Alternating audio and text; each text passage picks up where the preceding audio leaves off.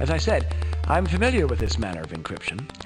Each of the words I translated for you can all be made from a single seminal word, with the letters from the derivative words occurring in the same order as they appeared in the seminal word. For example, the words fort, mist, rune, sore, and stun can all be found moving from left to right in the word misfortune. In our case, the words get, gate, slate, stilts, and late can all be found only in one word, and that unlikely word is gesticulate. Gesticulate? What are we supposed to do with that? You can be certain that if the hand bothered to devise the encryption, it has some great use. What that might be is for you to discover. I believe I've upheld my part of our bargain.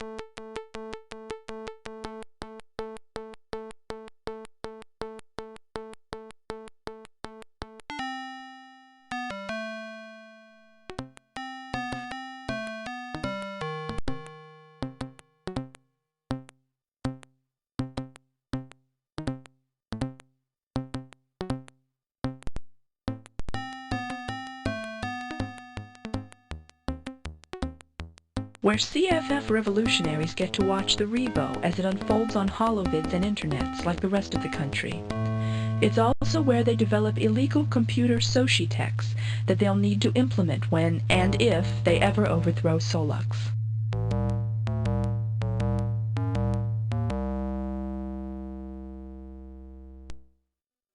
What's wrong? Something bad's happened, hasn't it? The assassination attempt on Solux? The attempt on Solux has failed. The homing device apparently was discovered and reprogrammed. The missile meant for Solux struck a tenement building. Fortunately, most of the residents were on the street watching Solux pass by, so no one was killed. Thank God. I knew it was a mistake to attempt such extreme measures. Question is how they found the homing transmitter. We spent over a year devising ways to cloak its signal, spent a small fortune on stealth materials for the casing. People risked their lives to obtain paint samples from Solux's car. Xenon was a fool to use these two to do his dirty work. Watch who you're accusing, Katerina. Your plan was dicey from the start. I don't care how mondo your homing device was. You think the hand techs aren't 3 steps ahead of you? Judas Priest, it's the Imperator's parade car. You think they don't scan almost every molecule of that thing? There is no time for this. There is no time for recriminations. As you see, Gideon and Rachel, some of my staff do not trust you. Yeah, we noticed that with Literati. He's got a big problem with us. Marcus Vanders and Claudette Simeone of the attack squad were his closest friends. He hasn't been the same since their death. When they disappeared, something inside him disappeared as well.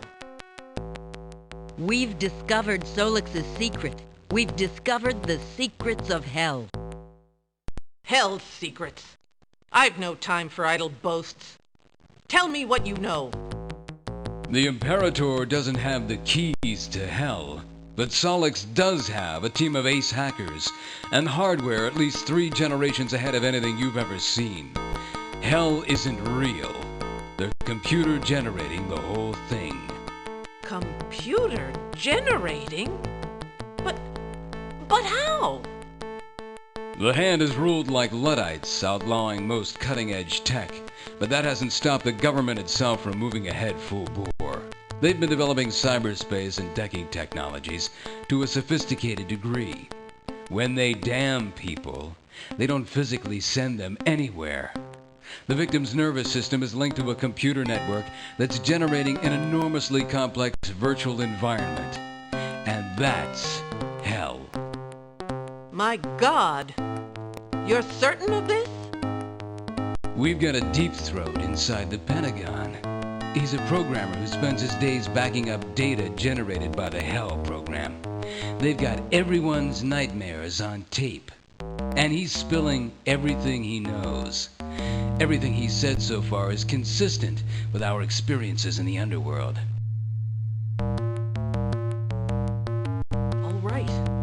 All right. This changes everything. Can you get to this person, this deep throat? We must speak with him. We must have him here with Katerina working on some way to destroy Hell.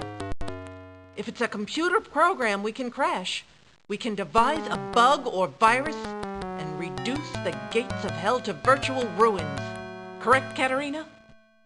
Maybe. I mean, in theory, any program, any data can be corrupted. It's a matter of understanding their code, and it'll depend on hardware. I'll need information, lots of it.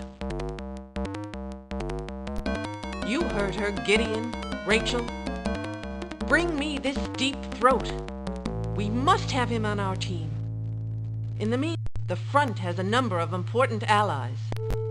Former government officials who have resigned their posts rather than serve under the Hand.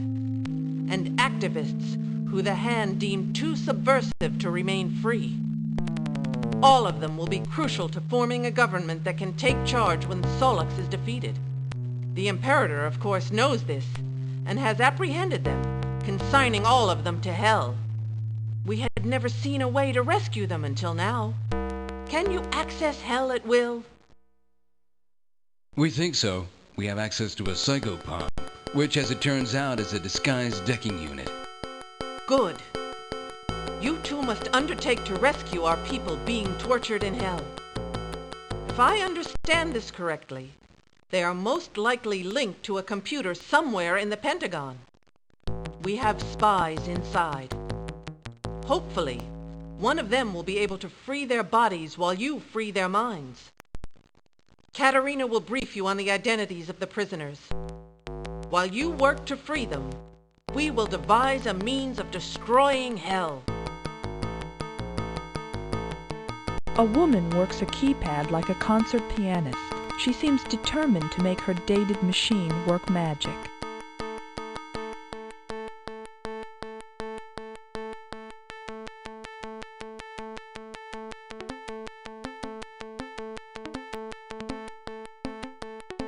All right, so I have to Mission Impossible you two on some of the front star power who've taken a ride on Charon's jet ski.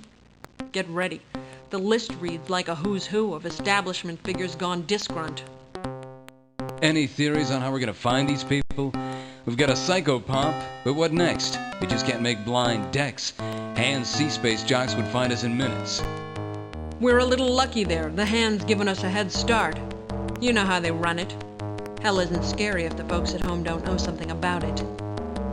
Hand's buzzed us the sweaty locales of some of the prisoners. Of course, the Hand never figured on their enemies having a psychopomp. If the psychos are anything like the ActiDex, then they've got some cutting-edge intentionality engines. The psycho should be able to scan for the Hell areas you're aware of and offer them as an option for travel. Let's see if I have this right. We just used the psychopomp in this room, ask it to take us to Charon, and we can go to any Hell location we're familiar with.